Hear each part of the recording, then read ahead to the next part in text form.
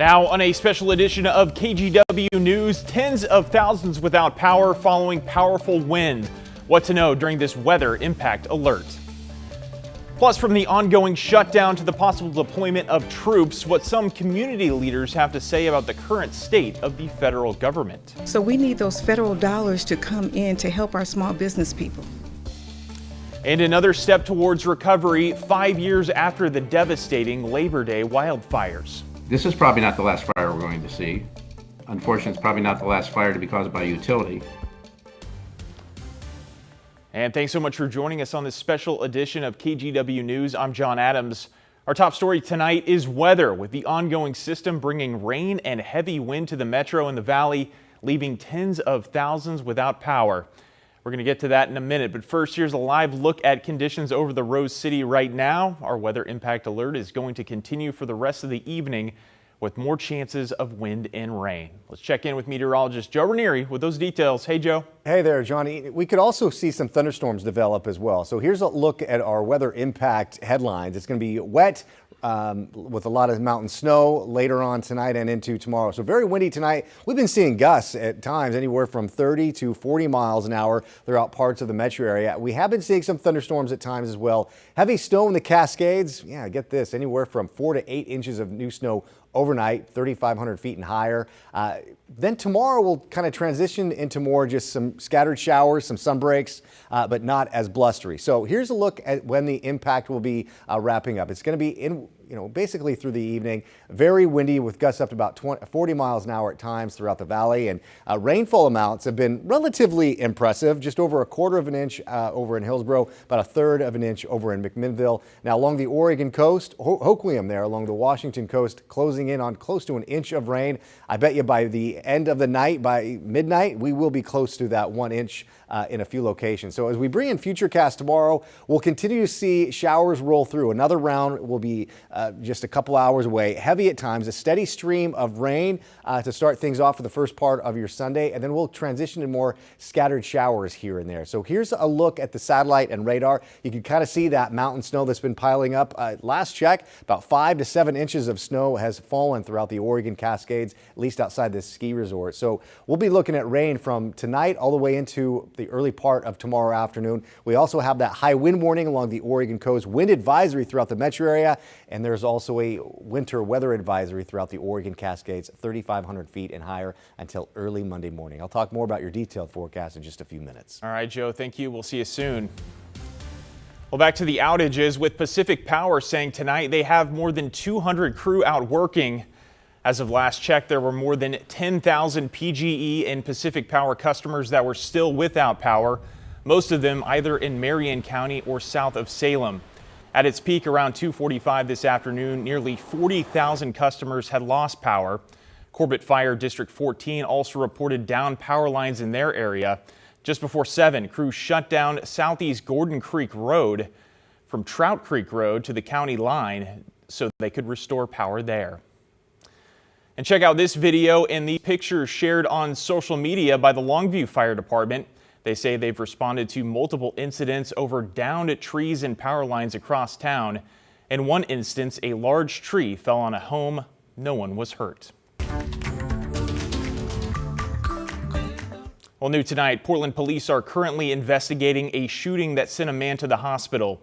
It happened around 5:45 this evening near the intersection of Southeast Division and 142nd.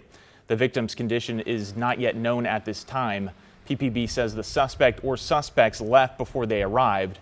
No one has been arrested. New tonight, the Gresham Police Department is investigating an early morning shooting that left one person hurt. It happened just before 3 in the parking lot of a strip club on Southeast Stark and 175th Place. By the time officers arrived, the suspect had left and the victim had gone to the hospital. This is the second shooting in the area in less than 2 weeks. And in Kaiser, police continue to investigate an incident where a person was shot in the chest during a robbery. Officers were called last night around 9:40 to McGee Court Northeast off of Country Glen Avenue. The victim was taken to the hospital and is expected to survive. Officers have not yet identified a suspect, and that investigation is ongoing.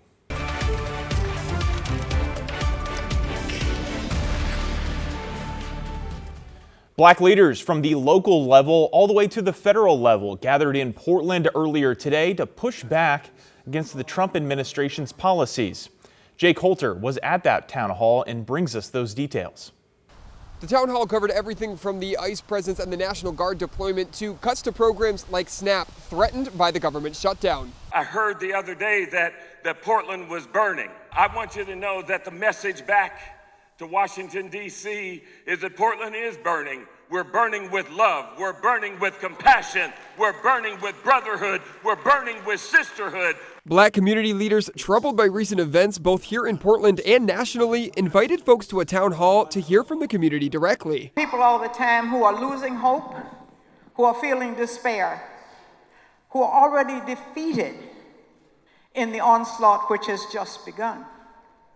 So I'd like to hear from you ideas on how you and we can inspire one another to participate, to vote, to have a vision. If your church is not sending kids to an apprentice program or sending them to college or helping them get through elementary school and telling them like word is bond that you can do it, if you're not doing that, you're not investing in hope. Congresswoman Janelle Bynum, sworn in this year, is Oregon's first elected Black member of Congress. We shouldn't normalize the chaos is the first thing that I would share with everyone. It is really important for us to stay grounded in the things that matter. It is important for us to all have housing. It is important for our kids to have opportunity, that they can look forward to being able to stay here, learn here, grow up here in Oregon. And we need to make sure that every American has access to health care. These are the things that are essential to living a full and prosperous life, and we can't let the president's actions deter us from staying focused on what's important. And with the government still shut down, hundreds of thousands of Oregonians are at risk of losing their SNAP benefits. We have the highest disparities on every level of education, health care, being able to have access to capital for jobs and businesses. And so we're going to get hit the worst. Portland City Councilor Loretta Smith also with a message to the looming National Guard deployment. We don't need them. We didn't ask for them. We are a peaceful protesting community. A small number of protesters again gathering in South Waterfront Saturday afternoon. We must resist injustice. Dr. Leroy Haynes Jr. saying the protests are reminiscent of when he fought for civil rights back in the 1960s. But the beauty of the similarity is that they are willing to resist the rise of authoritarianism. Jake Holter, KGW News. Well, that town hall happened as we continue to monitor the ICE facility in South Portland and the nightly protests that have been taking place outside the building. We saw a smaller crowd earlier today, and last night Portland police say they did not make any new arrests. Officers did not see any property crimes or suspicious activity. This as we stand by for the ruling over the possible deployment of National Guard troops to Portland. The Ninth Circuit Court of Appeals has put its ruling, the one permitting troops, on hold while it determines whether a larger panel of judges should hear that case. Meanwhile, the original judge here in Portland, Judge Karen Immerget, is now also weighing whether to lift a second temporary restraining order. And while she indicated a decision by Monday, that could be pushed back given what's going on in the Ninth Circuit. Nearly 100 Oregon wineries that lost grapes and sales after the 2020 wildfires are about to recoup some of their losses. Attorneys for 93 wineries and vineyards say the energy giant Pacific Corp has agreed to a $125 million settlement. The group sued the company after they say smoke from the 2020 Labor Day fires tainted their grapes and damaged any subsequent wine. They blame Pacific Corp for not cutting power in time to prevent fires and smoke damage. Some bottled and thought that the smoke was gone, and it came out later. And they actually, we had one winery had to write a check of some $600,000, $700,000 to buy back wine that they had sold. Attorney Robert Julian, who represented local wineries, says winemakers face damages ranging from hundreds of thousands to millions of dollars. This is probably not the last fire we're going to see. Unfortunately, it's probably not the last fire to be caused by utility. Next time this happens, they can be very proactive at the beginning and get together to redress it. The power provider released a statement saying Pacific Corp is glad to have this matter resolved and that they remain willing to settle all outstanding reasonable claims related to the Echo Mountain 242 and South Open Chain fires. But he said the company will continue to defend against claims relating to the Beachy Creek and Santiam Canyon fires.